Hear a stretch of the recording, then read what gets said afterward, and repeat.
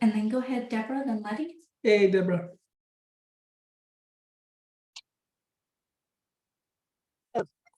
Hi.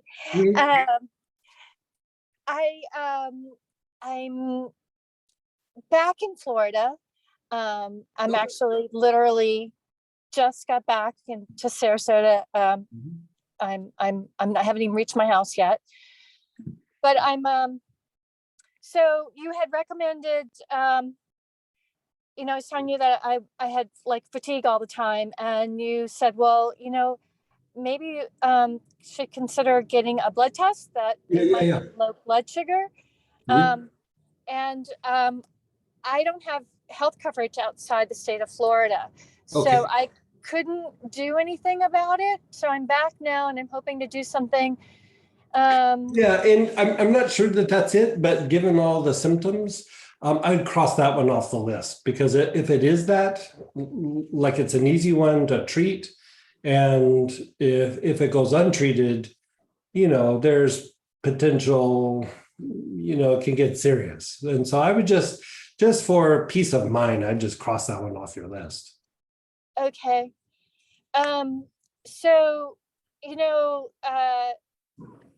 writing, I've been really pushing myself a little bit more. And one of the ways to do that are these like disgusting gels that you have. Yeah. And they have a good bit of caffeine and all that in it. And I think that's the way they market them, disgusting gels.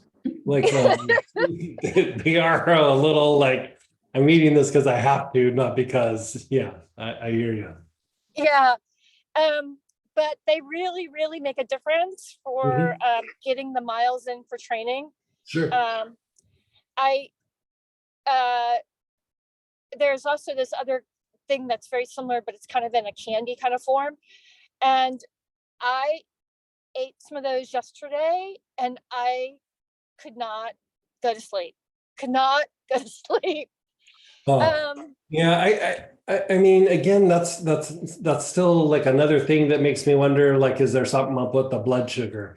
And like the thing with is it AC1 or A1C? I think it's AC1. When they do that test, they can tell what's been going on for like the last 90 days or so.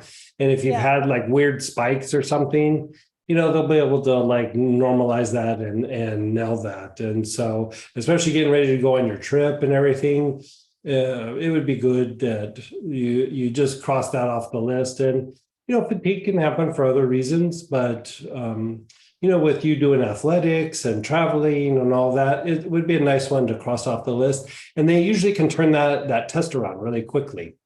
Like whenever I go to see my doctor, they do it, and they draw my blood like right as I go in, and they have an answer for me before I even leave. Okay. I'm hoping that won't be an issue.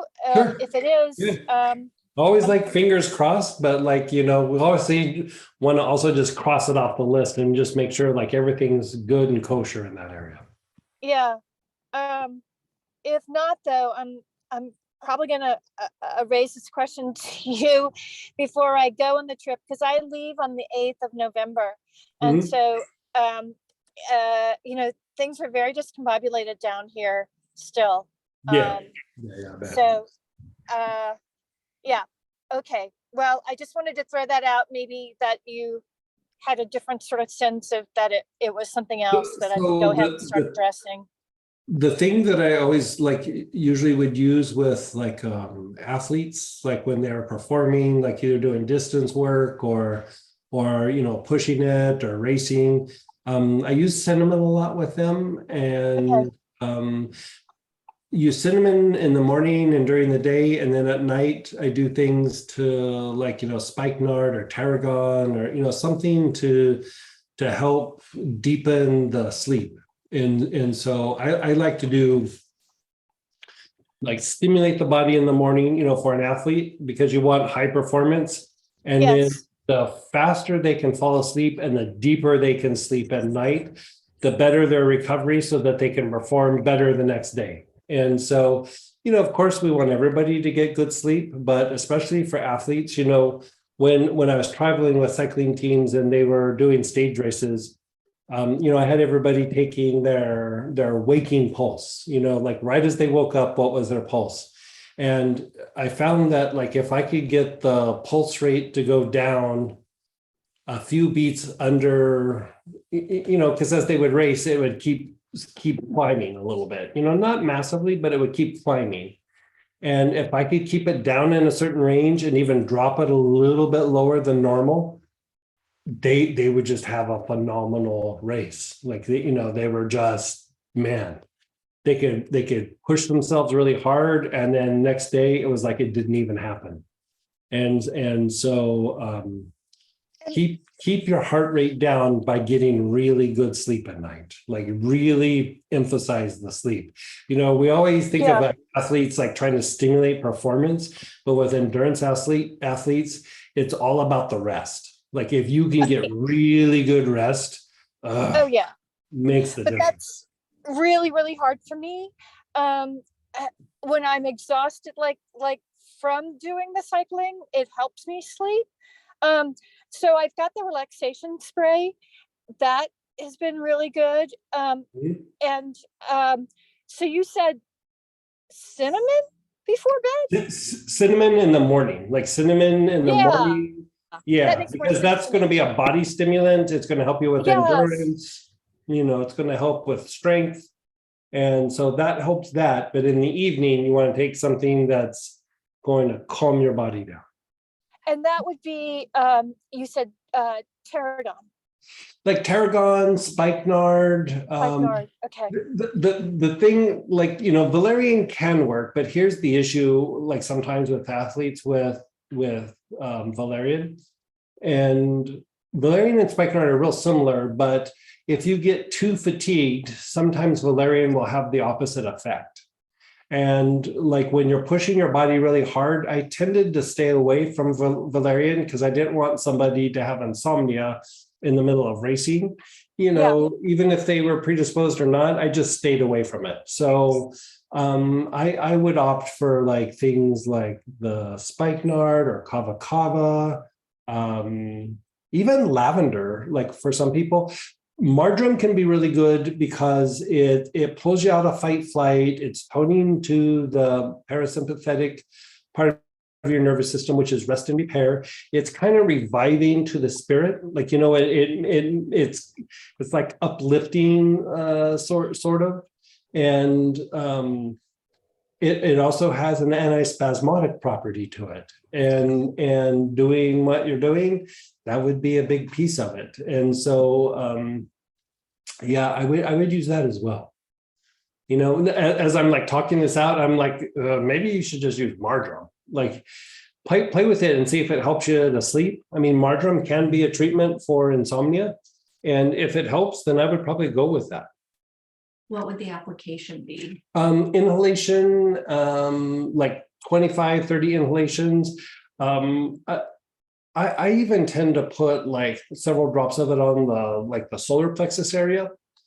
Things that I've also played with there, like if you're just trying to explore, if you happen to have angelica applied to the solar plexus, can be a treatment for insomnia. Lemongrass inhaled can be a treatment. And what is that? Let me look something up. There's one other choice that actually has a very strong detoxifying effect. That might be good for while you're performing. What's the one? I have all of these oils. So odorata. C. odorum. Yeah. So there's an oil called C. odorum.